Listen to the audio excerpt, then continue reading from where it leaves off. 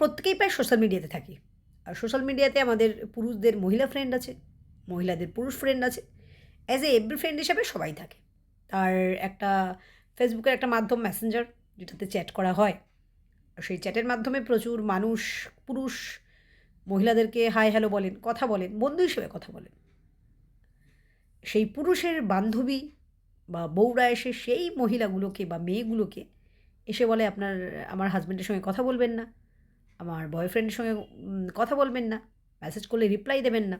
ঠিক তার আ ফেসবুক থেকে এই কাণ্ডগুলো করে। প্রচুর মানুষের মেসেজ পাই, প্রচুর মেয়ের মেসেজ আমি পাই, যারা এই কথাগুলো বলেন।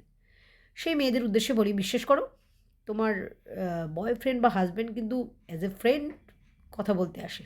প্রেম করতে বা অন্য কোনো খারাপ উদ্দেশ্য নিয়ে আসে না।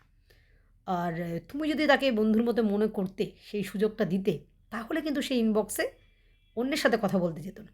কারণ প্রত্যেকটা মানুষের জীবন কিন্তু প্রেম আর বিবাহতেই আটকে নেই। প্রত্যেকটা মানুষের একটা মানুষ দরকার, যার সাথে আমি সারাদিনের কথাগুলো বলতে পারি। ফ্রিলি একটা কথা বলতে পারি। প্রত্যেকটা মানুষ বিয়ে করে, সেটা মানুষের জরুরি বিষয়। সবাই করেন। তার প্রেমিকা থাকে, সেটা তার প্রেমের বিষয়, সে করে থাকে। কিন্তু দিনও শেষে একটা মানুষ দরকার, যে কিনা তাকে জিজ্ঞেস করে যে, "তুমি কি খেয়েছো? তোমার শরীরটা কি ঠিক আছে?" না, তুমি সেই জায়গায় উত্তীর্ণ হতে পারোনি।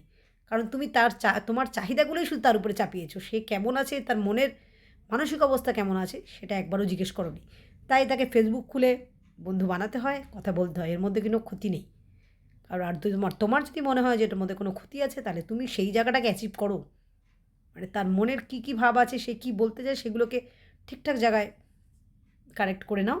তাহলেই কিন্তু আর সে যাবে না। অযথা সন্দেহ করে সবাইকেই প্রেমিক ভাবছে তোমার হাসব্যান্ড বা বয়ফ্রেন্ড, এরকম ভেবে নিজেকে ছোট করার কোনো মানে হয় না।